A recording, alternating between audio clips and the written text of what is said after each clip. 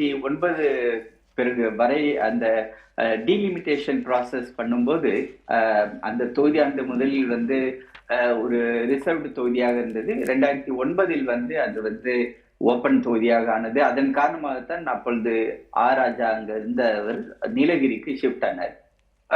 இந்த தொகுதி வந்து பெரம்பலூர் தொகுதின்னு சொன்னா கூட பெரம்பலூர் மாவட்டத்துல இருந்து ஒரே ஒரு சட்டமன்றம் தான் அதுல இருக்குது. மீதி வந்து கரூர்ல இருந்து குளித்தலை தொகுதியும், திருச்சி மாவட்டம் தான் அதிகபட்சமா இருக்கு. திருச்சி மாவட்டத்தை சேர்ந்த லால்குடி, மண்ணச்சநல்லூர், முசிறி, துறையூர் அப்படின்ற அந்த 4 சட்டமன்றங்கள் வந்து இந்த தொகுதியில உள்ளது. நான் திருச்சியை சேர்ந்தவன் என்ற காரணத்துக்காக எனக்கு இந்த பெரம்பலூர் தொகுதி வந்து அத்துப்படி. 2வது, நான் ஒரு அரசு அதிகாரியாக இருந்தபோது இந்த பெரம்பலூர் தொகுதியோடு நான் மிகவும் அந்யோன்யமாக ஒரு என்னுடைய அரசு பணி நிமித்தமாக நான் இந்த தொகுதியோடு இணைந்தவர். இந்த தொகுதியை எடுத்துக்கொண்டு வந்தால் 2019 பாரிவேந்தர் அவர்கள் கல்வி தந்தை என்று எங்களால் அழைக்கப்படும், அன்போடு அழைக்கப்படுபவர். அவருடைய அந்த பணிகள் வந்து ஒவ்வொரு மக்களிடமும் வந்து அந்த தொகுதியில போய் சேர்ந்திருக்கிறது.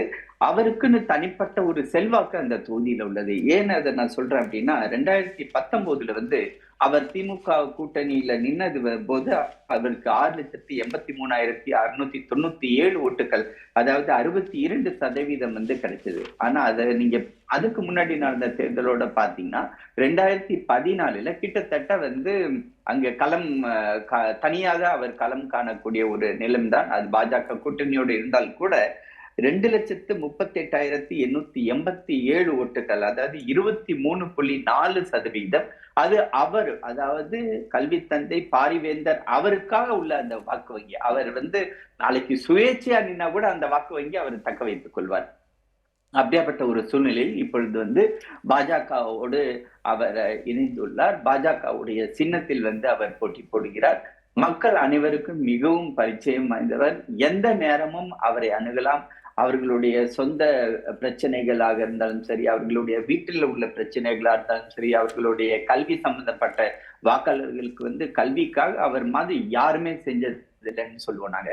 ஏன்னா அவருடைய கல்வி நிறுவனங்கள், அந்த கல்வி நிறுவனங்கள் மூலமாக அவங்க யாரு போய் வந்து அவங்களுடைய அந்த கல்வி நிறுவனங்களை எங்க பிள்ளைங்களுக்கு சீட்டு கொடுங்கன்னா ஒண்ணுமே பார்க்க மாட்டார்.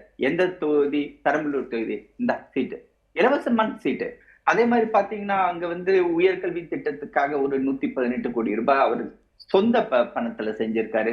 கொரோனா சமயம் எல்லாருமே வந்து பயப்பட்ட ஒரு சூழ்நிலையில பேரிடர் கால உதவியாக ஒரு 2.5 கோடி ரூபாய் அவர் வந்து மக்களுக்கு செஞ்சிருக்காரு. அங்க பள்ளிக்கூடம் கட்டி கொடுத்திருக்காரு. அங்க வந்து ஆன்மீக பணி, அதுல வந்து இந்துக்கள், இஸ்லாமியர்கள், கிறிஸ்தவர்கள் அனைவருக்குமான பள்ளிவாசல் கட்டி கொடுத்திருக்காரு. தேவாலயம் கட்டி கொடுத்திருக்காரு. மொத்தமா பாத்தீங்கன்னா அவரோட சொந்த பணத்துல இருந்து கிட்டத்தட்ட ஒரு 150 கோடி ரூபாய் அவருடைய அறக்கட்டளை மூலமாவே அவர் வந்து பண்ணி கொடுத்திருக்காரு. அது இதுக்கு முன்னாடி யாருமே, அவர் ராஜா இருந்த தொகுதி, அது அவர் வந்து யாருமே அந்த தொகுதியில வந்து அந்த அளவுக்கு வந்து பணம் செலவு பண்ணது கிடையாது. அதே மாதிரி பாத்தீங்கன்னா அவர் வந்து 2019 இருந்து 2024 வரை பாராளுமன்றத்துல அவர் வந்து வெரி ஆக்டிவ் பார்ட்டிசிபேஷன்.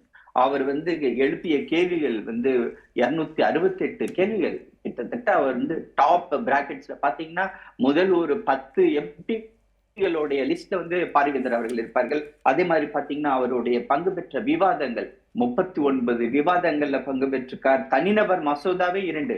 நான் வந்து எம்பிஸை பத்தி அனலைஸ் பண்ணும்போது 5 வருஷம் கடந்து போயிடும். ஆனா ஒரு மசோதா கூட, தனிநபர் மசோதா கூட இன்ட்ரோடியூஸ் பண்ணாம போனவங்க எல்லாம் கூட இருக்காங்க.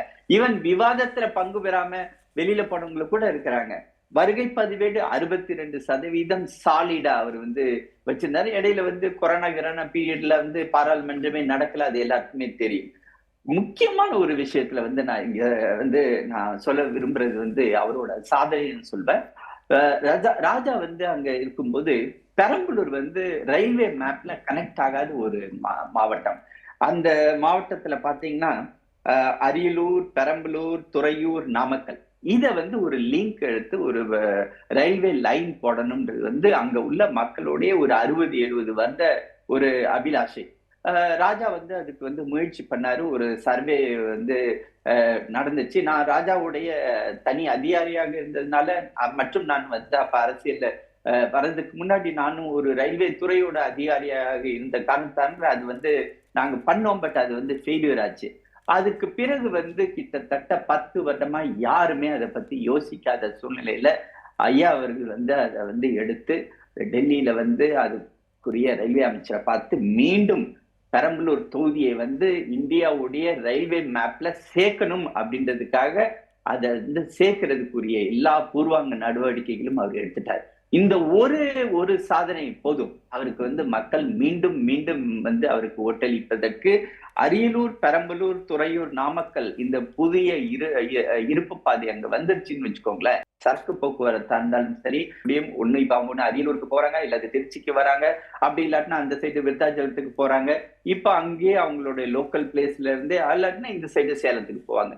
ஆனா இப்ப அங்க இருந்தே அவங்களால வந்து ஒரு பயணத்தை மேற்கொள்ள முடியும். அவங்க விளைவித்த பொருட்களையும் இந்தியாவுடைய எந்த ஒரு கார்னருக்கும் வந்து அவங்களால கொண்டு போய் செலுத்த முடியும். இது ஒரு மிகப்பெரிய சாதனையா தான் நான் பார்க்கிறேன். மக்கள் வந்து எந்த ஒரு குறையும் இல்லாம அவர் வந்து தன்னோட தொகுதியை வச்சிருக்காரு. நான் ஏற்கனவே சொன்ன மாதிரி நள்ளிரவிலையும் போய் வந்து அவர்கிட்ட போய் கேட்கலாம், உதவி கேட்கலாம். தட்டாமல் உதவி செய்யக்கூடிய, அதாவது பண உதவியா இருந்தாலும் சரி, அவங்களுடைய கல்வி உதவி, மருத்துவ உதவி, அது மாதிரி வந்து உதவிகள் செய்த rarest of the rare parliamentarian அப்படின்னா நான் பாரிவேந்தன் அவர்களே சொல்வேன். அருண் நேருவை பத்தி நம்ம பேசாம இருக்க முடியாது. அவர் வந்து முதல் தடவையாக எலெக்ஷன்ல நிக்கிறாரு. அவர் வந்து நேரு அவர்களுடைய மகன்ற அந்த ஒரே ஒரு முத்திரையோடு தான் வந்து நிக்கிறார். அந்த திருச்சி மாவட்டத்துல இருந்து 4 தொகுதி நான் சொன்ன சட்டமன்ற தொகுதிகள், அந்த தொகுதிகள் வந்து அவர் நேரு வந்து அதை தான் போக்கஸ் பண்றாரு. பெரம்பலூர் சட்டமன்றத்துல கூட அவருக்கு வாய்ப்பு இல்லை. ஏன்னா அவருக்கும் ராஜாவுக்கும் உள்ள பிரச்சனைகள் இன்னும் ஓடிக்கொண்டு இருக்கின்றன கட்சி ரீதியாக.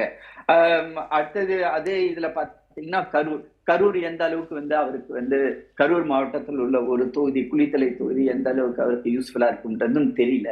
சோ அவர் வந்து கான்சென்ட்ரேட் பண்றது அந்த 2 தொகுதியை விட்டுட்டு 4 தொகுதியில தான் கான்சென்ட்ரேட் பண்றாரு.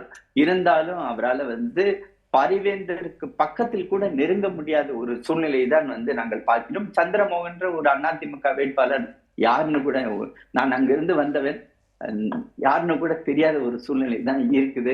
அதனால வந்து பாரிவேந்தன் அவர்கள் கண்டிப்பாக வெற்றி பெறுகிறார்கள். டெல்லியில் அவருக்கு வந்து ஒரு பார்லிமெண்டேரியன் மட்டுமல்லாமல் அவர் ஒரு மத்திய அமைச்சராக ஆக வேண்டும் என்பது தொகுதியை சேர்ந்த எங்களுடைய விருப்பமாகவும் இருக்கிறது. கண்டிப்பா நிறைய பணிகள் செஞ்சிருக்கிறாங்க அப்படின்னு குறிப்பிட்டீங்க.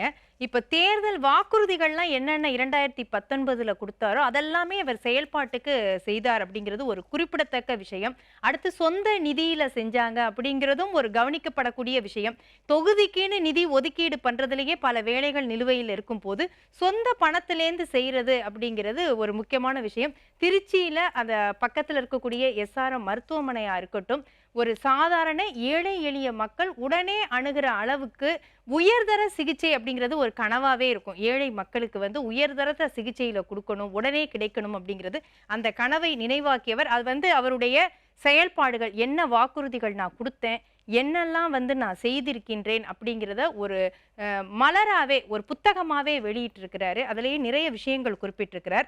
2019 கொடுத்த தமது தேர்தல் வாக்குறுதியை நிறைவேற்றும் வகையில் வருடத்திற்கு 300 மாணவர்கள் வீதம் தொடர்ந்து 4 ஆண்டுகள் 1200 மாணவ மாணவியர்களுக்கு BE, BTech, BSc agriculture, MBA இந்த மாதிரி படிப்புகள், உயர் படிப்புகளில் SRM பல்கலைக்கழகத்தில் வழங்கியிருக்கிறார் அப்படிங்கிறது ஒரு குறிப்பிடத்தக்க விஷயம். கல்வி அப்படிங்கிறது ரொம்ப முக்கியமான ஒரு விஷயமாக நம்ம பார்க்கப்படுகிறது. கல்வி மறுக்கப்பட்டு எத்தனை மக்கள் கஷ்டப்படுறாங்க அப்படிங்கிறதும் அனைவருக்கும் தெரியும். எத்தனை குழந்தைங்க நல்லா படிக்கக்கூடிய குழந்தைகளாக இருந்தாலும் வசதி வாய்ப்புகள் இல்லை அப்படிங்கிற ஒரே காரணத்துக்காக தன்னுடைய கல்வியை தொடர முடியாத நிலையில் இருக்கிறாங்க. அந்த குழந்தைகளுக்கெல்லாம் தேர்ந்தெடுத்து தன்னுடைய சொந்த செலவிலேயும் கல்வியை கொடுக்கக்கூடிய ஒருவராக இந்த வேட்பாளரை பார்க்க முடிகிறது. அதே சமயம் மருத்துவத்திலும் அவர் வந்து பல சலுகைகளையும் வழங்கி மக்களுக்கு தன்னுடைய அர்ப்பணிப்பான அந்த உணர்வை காட்டியிருக்கிறார் அப்படிங்கிறதும் குறிப்பிடத்தக்கது. அவர் வெளியிட்ட அந்த புத்தகத்தில் அனைவரையும் கவர்ந்த ஒரு விஷயமாக பொதுவாக பொதுமக்களிடையே, அந்த தொகுதி மக்களிடையே பேசப்பட்ட விஷயம் அப்படின்னு பார்த்தோன்னா, தமது ஏழ்மை நிலையால் உயர்கல்வி படிக்க வழியில்லாமல் சாலை ஒப்பந்த பணியில் ஈடுபட்டு வந்த கடலூர் மாவட்டம் வேப்பூர் ஒன்றியம் வி சித்தேரி கிராமத்தைச் சேர்ந்த சத்யாதேவி என்ற மாணவிக்கு SRM கல்லூரியில் வேளாண் உயர்கல்வியும் தங்கும் விடுதி மற்றும் உணவு ஆகியவற்றை 3 ஆண்டுகளுக்கும் முழுவதும் இலவசமாக வழங்கியுள்ளார். இது போன்று நிறைய மாணவிகள் நன்றி தெரிவித்து அவருக்கு கடிதம்லாம் எழுதியிருக்கிற அந்த விஷயங்களையும் நம்ம கவனிக்கக்கூடியதாக தான் இருக்கு. ஆனா எதிர்த்தரப்புல இருக்கக்கூடியவர் திமுக உடைய அருண் நேரு, ஆசீர்வாதம் ஆச்சாரி. அவர் ஒரு இளைஞர், அமைச்சருடைய மகன். பக்கத்தில் தொகுதி தான் அமைச்சர் இருக்கிறது, திருச்சி. அப்படி இருக்கும்போது ஆளுங்கட்சி வேற. அப்ப அவருடைய பலம் அப்படிங்கிறத நம்ம குறைத்து மதிப்பிட முடியுமா? இல்ல, குறைத்து மதிப்பிட முடியாது. அப்படி நான் சொன்னேன் இல்லைங்களா, நேரு அந்த இடத்துல தன்னுடைய முழு பலத்தையும் யானை பலத்தை போல அவர் இறங்கி களம் காணுவார். நேரு திருச்சி மாவட்டத்தை பொறுத்தவரை நாங்க எல்லாமே கொஞ்சம் விளையாட்டாவே சொல்லுவோம், நேரு இல்லாட்டினா அங்க ஒரு அணு கூட அசையாது அப்படின்னு சொல்லுவோம். ஏன்னா அவர் அந்த மாவட்டத்தை தன்னுடைய இரும்பு கரம் கொண்டு அவர் தன்னோட இதுல கிரிப்ல வச்சிருக்காரு. ஆனா இந்த இடத்துலதான் அவர் ஒரு தப்ப பண்ணிருக்காருன்னு நான் சொல்லுவேன். அவர் தேர்ந்தெடுத்த தொகுதி பெரம்பலூர் தொகுதி அது தவறான தொகுதி. ஏன்னா நம்மளுடைய அப்போனன்ட் யாருன்றதை அவர் யோசிந்து அது பண்ணியிருந்திருக்கணும். அங்க பாரிவேந்தர் ஐயா மாதிரியான ஒரு வேட்பாளர் அங்க களம் இறங்குறாரு. அவருக்கு தனக்குன்னு ஒரு சொந்த செல்வாக்கு இருக்கிறது. மக்களுடைய அவர் மேல அன்பும் பாசமும் வச்சிருக்காங்க. அந்த தொகுதியை விட்டுட்டு அவர் திருச்சி தொகுதி கூட எடுத்திருந்திருக்கலாம். அந்த அவருடைய ஓன் தொகுதி. அதுல ஒன்னே ஒண்ணு இதுல ஒரு புதுக்கோட்டை மாவட்டத்துல இருந்து ஒரு 2 அசம்பிளி வருது. மீதி எல்லாமே திருச்சியில உள்ளது. அதனால அவரால் ஈஸியா கூட பண்ணிருக்கலாம். பட் அவர் அந்த இடத்துல ஏதோ I think it was error of his judgement தான் நான் சொல்லுவேன். ஆனா அவர் முயற்சி பண்ணுவாரு. ஆனா பாரிவேந்தருக்கு முன்னாடி அந்த முயற்சி தோற்று போறதுக்கு தான் வாய்ப்பா இருக்கும். சரி, கலை அவர்களிடம், பாரிவேந்தர் அவர்கள் 2019 வெற்றி பெற்ற பிறகு அந்த